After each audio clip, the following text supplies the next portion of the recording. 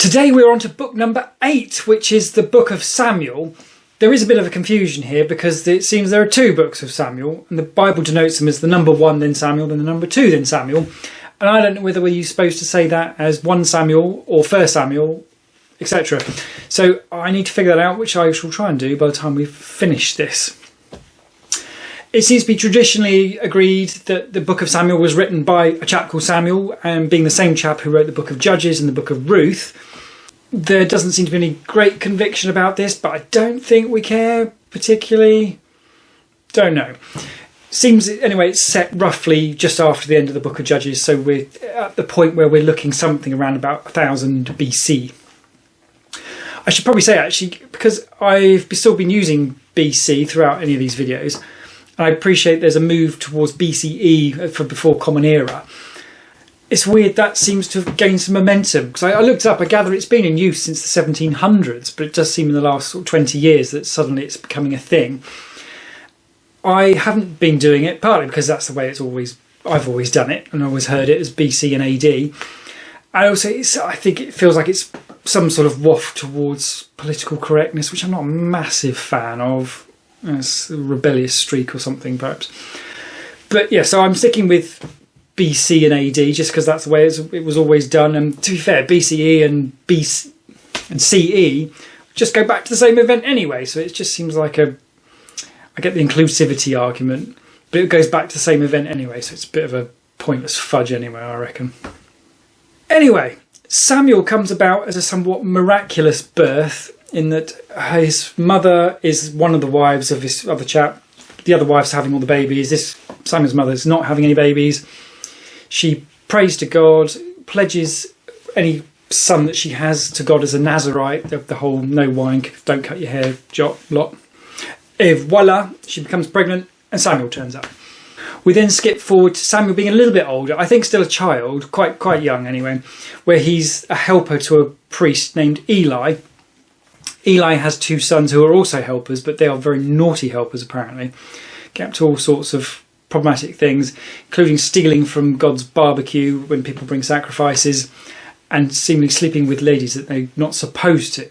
There's a mention here that God is saying, I'm not clear to who to, but it does get to Eli in the end, that Eli's 2 sons, the naughty ones, are going to both die on the same day, and this is all as a result of their naughtiness.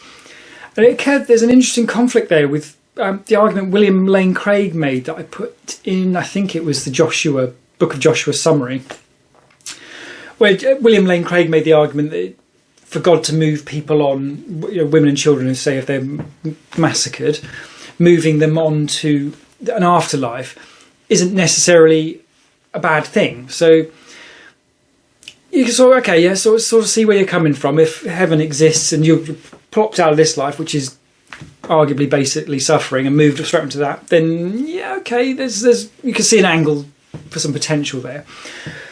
But in this instance, God is clearly going to be killing Eli's sons as some sort of punishment because they're punks. And it sort of somewhat undermines, or potentially undermines, the William Lane Craig argument. Except I suppose the difference is where they go afterwards. So, I mean, if it's a heaven and hell sort of situation. So, yeah, I'm not quite sure on that one, but we haven't obviously had any mentions of heaven and hell yet. So we're going to have to sort of figure that part out later. But just an interesting thought, I thought, along the way. It's also noted that this is an age or an era where there are very few visions from God. I thought that was very interesting, isn't it? Because the idea that you can have periods of hyperactivity, for example, Exodus, there's just all sorts going. There's miracles, there's talking and all the rest of it. But then since Moses, there's been a lot less. And it seems at this period there's even less than other lesser times. So I quite like that idea. And perhaps it sort of nods to the idea of why nothing seems to happen now. Maybe I'm wrong, maybe there's lots going on now and I'm just not party to it.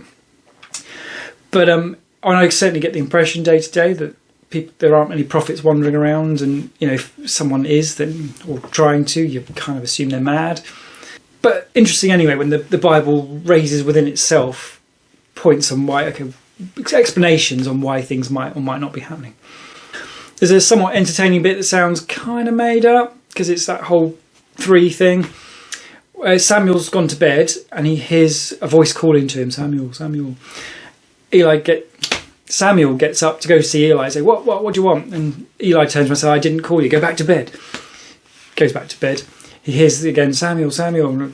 Samuel gets up, goes back to Eli, what's the matter? He said, I didn't say anything, go back to bed.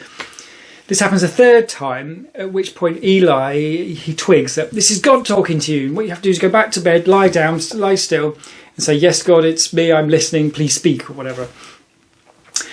God then speaks to Samuel.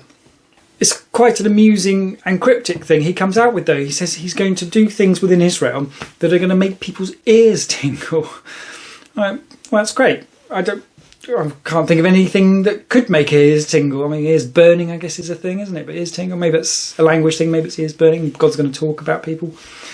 But yeah, we'll have to move on and find out what else that is. God also tells Samuel that basically he's pretty miffed with Eli because he hasn't disciplined his sons, and passes on that these sons are going to be killed on the same day. Samuel then has to pass that on to Eli because Eli says, you must tell me, and all the rest of it, so he has to pass that pretty dodgy news on. There's also the talk that the guilt of Eli's sons, and I think seemingly Eli as well, for not having controlled his sons, is not going to be possible to atone for through sacrifice or anything. So pretty grim. But Eli, perhaps to his credit, seems pretty okay. Seems almost like he accepts that, I've really messed up. These are some pretty terrible children, and it seems to accept his fate, or their fate. So it seems more he was just a bit of a wet parent than an actual punk, I think. But yeah, that's our introduction to Samuel, who now gets known throughout the land as a prophet and has lots of chats with God. So we'll see in the next video what he gets up to, starting with a big scrap with the Philistines, of course.